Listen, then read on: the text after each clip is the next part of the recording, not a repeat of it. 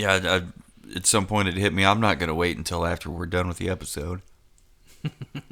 It's so good. Nom, nom, nom. Is there any band stories? Band stories. Anything that comes to mind? Scotch related? Band related? Yeah, I guess. I mean, we were talking about the Glenfiddich in the last episode, and that was really.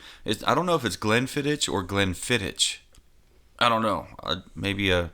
Didn't you just say the same thing twice? Well, I mean, you put emphasis on a different syllable. Is it Glenfiddich or Glenfiddich? Oh shit, Feddick.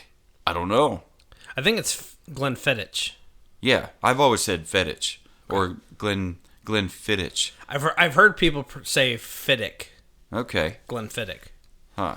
But I think it is Glenfiddich. Maybe we would need a Scotland native to set us straight on pronunciation of their delightful spirits. But yeah, the first time I had Scotch that I liked, it was. Oh my God! You ate that cherry, didn't you? Just pause right there. Uh-huh. Barrel aged cherry moment. So good. Those Woodford Good Reserve night. cherries, especially after soaking seriously, right? this lemon Scotch. Yeah, by itself they're amazing, but then you let it soak in the Scotch, your whiskey, whatever you've put it in. Man, that's some good stuff. Yeah, so good, so good. When I ate mine a second ago, I had to stop and say a little prayer of Thanksgiving. So you were saying? Thank you, Lord. Yeah, so the first time I had a Scotch that I enjoyed was the Glenfiddich 12-year in the green tube. It's also a green bottle, but it comes in a cardboard tube. I'm not sure. I'm pretty sure Steven got it from Into Existence. He got it. He brought it to band practice one time, and we killed that damn bottle. We murdered it. It was so good. Everybody loved it. It wasn't too smoky. It wasn't harsh. It was just plain amazeballs. And I think since then we've bought several bottles and brought it to practice, and had to wait for the Scotch to kind of burn out of our systems before we leave practice so we can drive home safely. And sometimes we cross that bourbon borderline so fast that we don't really realize it. And so we're just kind of sitting around my guitar player, Ernie. It's his house, and that's our Into Existence headquarters. And so we'll just sit there and we'll talk. And then before we know it, Ernie's just like, these people need to eat. So he'll run upstairs and he'll whip something up pretty quick.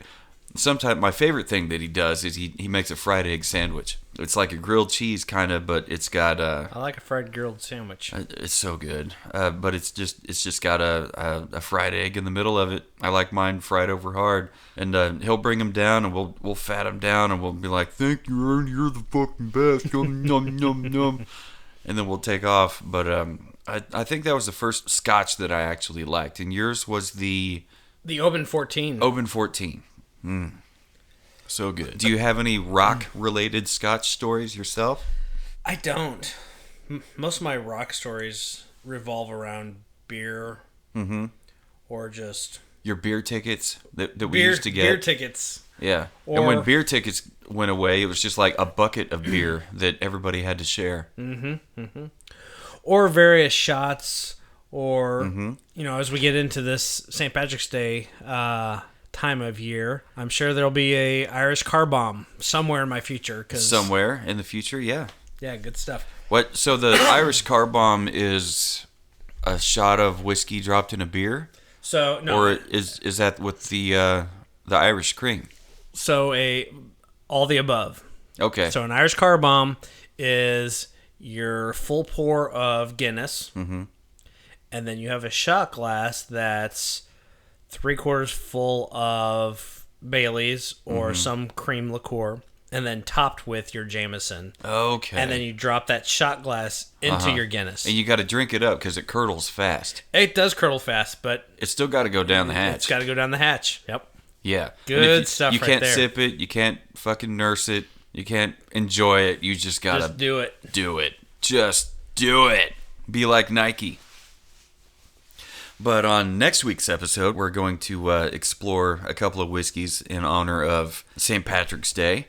The Redbreast 12-year Irish whiskey, Green Spot Irish whiskey, and a Jameson Orange that I'm really looking forward to trying out. Jameson has really kind of expanded their offering and released a lot of new things over the years. They have. You know, they've got everything from their Jameson Black. They've got a Jameson IPA. They've got a Jameson Stout.